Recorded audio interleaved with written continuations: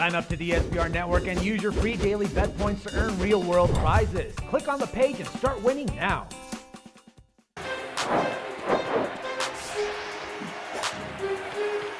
Welcome to SBRforum.com. In this video, we're taking a look at Game 2 between the Indiana Pacers and the Atlanta Hawks. Now, what in the world has happened to the Indiana Pacers? If you've been watching the NBA playoffs, obviously one of the early surprises in the first wave of games is the Atlanta Hawks going into Indiana and winning, not only covering the spread, but winning outright. What has happened to the Pacers? Well, look.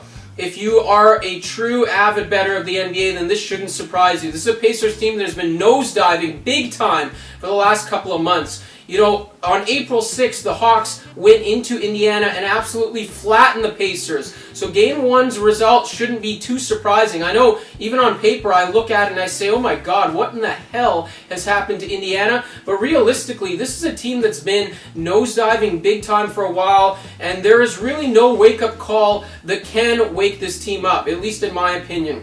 I expect the Hawks to not only cover in Game 2, but also win this series, and maybe rather easily. If you as crazy as that sounds, given what I've seen from the Pacers over the last couple months, I would not be surprised.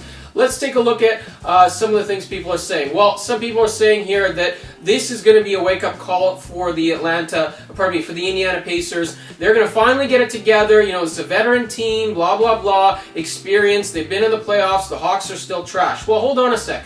I mentioned that the Hawks went into Indiana and absolutely crushed them. Why wasn't that a wake-up call? How about those losing streaks down the stretch of the regular season? What about the fact that Frank Vogel had to bench his starters in a game against Milwaukee to send a message, giving his team quote-unquote rest, giving them days off of practice? The Miami Heat aren't doing this. The Los Angeles Clippers aren't doing this. We're talking about a team that's supposed to be championship-worthy, that has red flags all over the place. You want some more? Take a look at Game 1. I mean, Game 1 was not a fluke. If it was a fluke, maybe the Hawks win on a last-second buzzer beater. Maybe it's close in the fourth quarter, kind of how the Wizards and the Bulls was, and the Hawks pull away with a couple of good baskets and a couple of good stops. What happened in Game 1 was the reality. The Hawks were up by 20, or at least 20, late in the fourth quarter. The fact that they only won by 7 or 8, whatever it was, is not is not an accurate depiction of what actually happened in that game. The Hawks were absolutely rolling.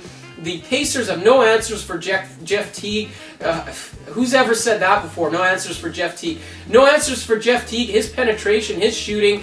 Paul Millsap going berserk on the inside. Roy Hibbert finished with 8 points and 3 rebounds. What in the world is wrong with that guy? This is a Pacers team that absolutely sucks right now. If the Pacers win Game 2, it's going to be a squeaker. Definitely take the Hawks with the points here. You know, this could be a series that is much shorter than expected for all the wrong reasons. Not because the Pacers are going to sweep, but because the Hawks might have an easier time than you think.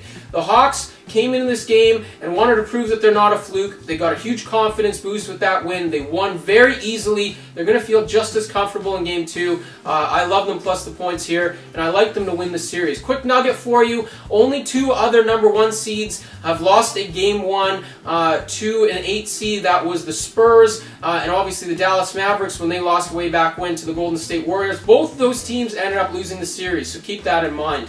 Thanks for watching this video right here on SBRforum.com. We'll catch up with you again soon.